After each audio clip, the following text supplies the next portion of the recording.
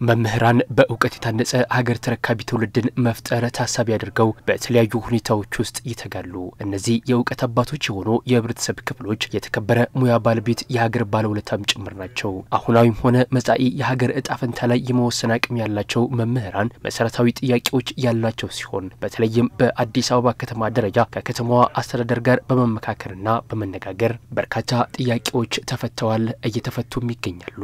የአዲስ አበባ ከተማ አስተዳደር ከቀዳማ ልጅነት ጀምሮ የነገ ሀገር ተረካቢ ትውልድ ላይ ሲሰራ ትውልዱን ኮትኩተው ከፍሬ የሚያበቁ መምህራንንም ጉዳይ ወደ ጎን አላለም። ይልቁንም እንደ ከተማ አስተዳደሩ አቅም ጥያቄዎችን በየደረጃው እየፈታ ዛሬ ላይ ደርሷል። ለአብነት ያክል ባለፉት የለውጥ ዓመታት መምህራን የመኖሪያ ቤት ተጠቃሚ እንዲሆኑ ማድረግ፣ ለቤት ኪራይ የሚውል ገንዘብ ድጎማ መፈጸም፣ በከተማዋ አውቶቡሶች ከክፍያ ነጻና ቅድሚያ አገልግሎት እንዲያገኙ ማድረግና ሌሎች ይጠቀሳሉ።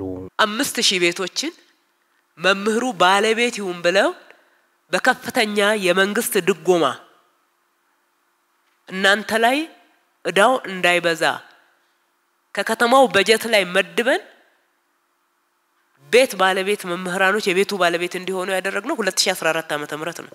ሁለተኛ ይሄን ከ850 3000 ብር ባደረስን ሰዓት ያለውን ጫና ለመደጎም እንጂ ሙሉ ለሙሉ ከበር ለማድረግ ታሳቢ ባደረገ መንገድ አይደለም።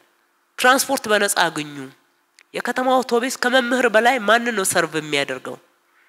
በስነ ስርዓት በነፃ ማድረስ መመለስ አለበት። ከሌላው ፐብሊክ ባስ ጋራ መምህር መጋፋት የለበትም፣ በሰዓቱ መድረስ አለበት። የበርካታ መንግስት ሰራተኞች መኖሪያ በሆነችው አዲስ አበባ የመምህራን ቁጥር ከፍተኛውን ስፍራ ከሚይዙት መካከል ይመደባል። አብዛኛውን ቁጥር የሚሸፍነው የመንግስት ሰራተኛ የግል መኖሪያ ቤት ጥያቄ ያለው ሲሆን ከተማ አስተዳደሩ ከኢትዮጵያ ንግድ ባንክ ጋር በመሆን የመኖሪያ ቤት እድል ማመቻቸት ችሏል። በዚህ ሂደት ውስጥ መምህራን ቀዳሚ ተጠቃሚ እንዲሆኑ ሁኔታዎች ተመቻችተዋል። ወደ 41000 የሚሆኑ የመንግስት ሰራተኞች አሉ የሚጠብቁ። ከዚህ ግን ግንባር ቀደሙን የሚወስደው ወይንም ቀድሞ የተደራጀው የአዲስ አበባ መምህራን ማህበር ወይንም ደግሞ መምህራኖች ቅድሚያ እድሉን የሚያገኙ ይሆናል። የአዲስ አበባ ከተማ አስተዳደር የመንግስት ሰራተኛውንና የመምህራኑን የቤት ፍላጎት ለማሟላት ከኢትዮጵያ ንግድ ባንክ ጋር 2 ዓመታት የፈጀ ምክክር ነው ያደረገው። በዚህ እድል ውስጥ ተጠቃሚ የሚሆኑ መምህራን ከወዲሁ መደራጀት የጀመሩ ሲሆን 350 ማህበራት ተደራጅተዋል።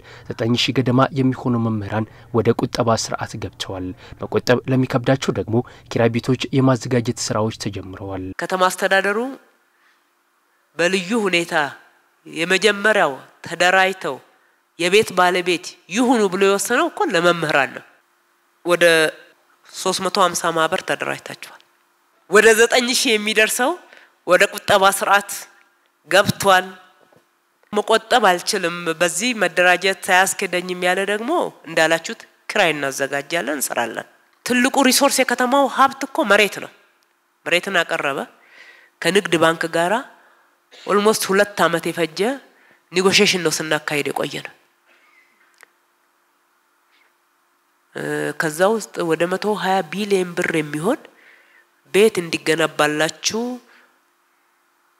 በጀት አዘጋጅቻለሁ ብሎ ንግድ ባንክ ሲናገር ከዚህ በላይ ብስራት ያለ አይመስለኝም። ከተማ አስተዳደሩ የወሰደው ይህ እርምጃ መምህራን ካለባቸው ኢኮኖሚያዊና ማህበራዊ ጫና የሚያላቅቅ ከመሆኑ በላይ የረጅም ጊዜ ጥያቄን በአጭር ጊዜ ለመመለስ የሚያስችል ነው። ካለባቸው ኢኮኖሚያዊና ማህበራዊ ችግር የሚያላቅቅ ትልቅ መፍትሄ ነውና መምህራን ባላቸው በአቅማቸው ልክ በተሰጣቸው እድል መሰረት ተጠቅመው ከ23000 በላይ ተደራጅተዋል።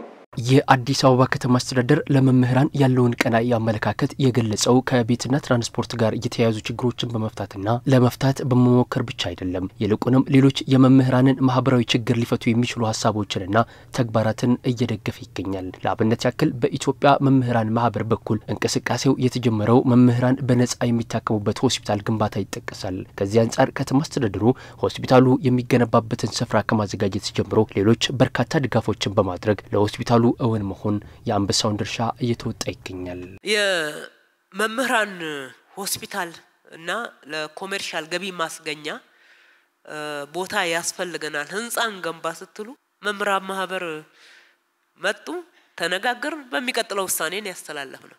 ከዛ ለካቢኔያችን አቅርበን ከሊዝ ነፃ ነው ብቻ ሳይሆን 30 ሚሊዮን ነበር ያን ያልኩት፣ ግን የሰጠነው 50 ሚሊዮን ነው። ጨምረን ነው የሰጠው አላጎደልንም ቃላችንን ጠብቀን ነው